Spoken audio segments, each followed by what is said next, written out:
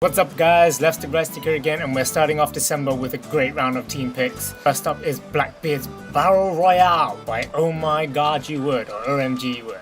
It's actually it's a very simple basic level, but it looks extremely pretty.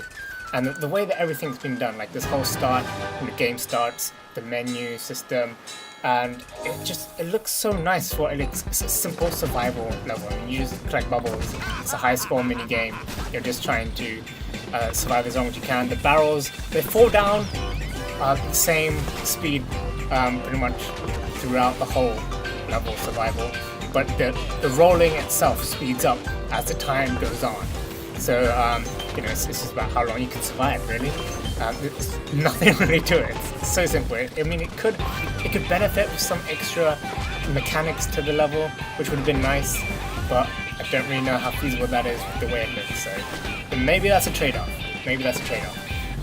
And then surprisingly though, it doesn't seem like you only have one life. You actually seem to have multiple lives. I died a couple of times. I think it's like 5 times. You get five lives or something. So you can die a few times and still, keep going. You're not penalized straight away, which is kind of good. It lets you sort of get into the gist of things. It eases you in rather than just having you just wipe out one life. The one life is all you get. You have to frustratingly keep retrying over and over again to do it.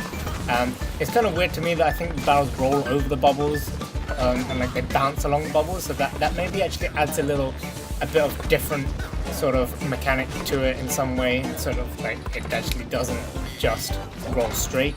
Sometimes I think I noticed them bouncing a bit on top of bubbles. Not sure if it's a glitch or not. So that's quite nice. It's also got a nice way of ending the level, where you sort of have to put a sticker on to bring the high scoreboard up.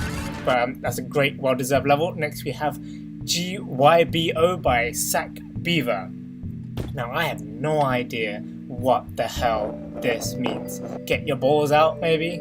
Oh, I don't really know what it really means. But it's a really nice, slow-paced puzzle level. 20 puzzles overall in this whole level, and it's very relaxed, slow-paced. The music is very calming, and then the look of it is simple, but it works, which is the most important thing. And then there's 20 levels you're going to see, each one throughout this whole segment here. Beginning, so you can work it all out. I couldn't work it all out. I actually probably could only work out a very small amount of it. You'll see my score at the very end. But there's a few things I just felt like were missing in this. Sort of, it'd be nice if there was maybe a hint button. You only have a restart puzzle, or you go back to the menu where you can show guidelines, which is just to show the lines of where your cursor is. So it can just basically does the lines top and bottom, top and across, in case you can't really see your vision's not that great. But it's a bit difficult, and I feel like it'd be benefit from an undo button. It can benefit from at the end, when you clearly can no longer finish the stage. It would be good if it just automatically says you can't carry on. It's got an error message, but I don't know when that really comes up. I think only if you knock a ball straight out without hitting anything. And then it'd be nice if you had hints as well. So there's a few additions that'd be nice. But oh well, it's still a nice, well-deserved team pick. It's very, very good puzzle. I would definitely give it a go. Challenge your brain. And lastly, we have Champion of Avantgarde. It's a tabletop game by Verbal83. It is the most beautiful of the lot. I mean, all 3 this week are actually beautiful levels. This one still is the most amazing. It's got a really epic story sort of thing outlined.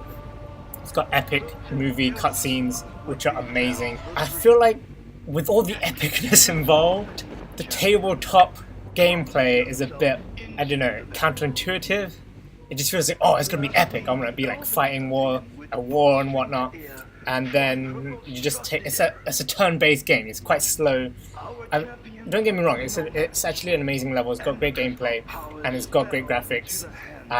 It's just that from all the epic storiness, I felt like the gameplay would be a bit more engaging, because even on the action and the fighting, it's turn-based too. It's not really turn. I still couldn't really quite get the gist of it, because it's sort of, you're rolling dice like Dungeons and Dragons. You're rolling dice and you're traversing this map you've got battles, you've got different enemies to fight as well. You've got equipment you can get from loot boxes. So, you know, loot boxes are brought to LBP now. Bring the pitchforks out for that.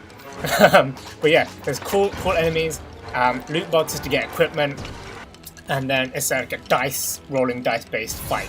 And there's multiple different loot boxes, and you have to traverse the map collecting crystals and whatnot, which is actually, it's still pretty good. It's actually a very good tabletop game, and it's very well made in LBP. I just felt like the epicness of the story would have been better with a more engaging gameplay. But that is very well deserved level. Don't know how he made it, but it is epically amazing. So definitely, if you liked all these levels, click that like button below. Let me know what you thought of all the team picks this week. I thoroughly enjoyed all of them. They're amazing, and I hope you check them out. Links will be in the bottom below.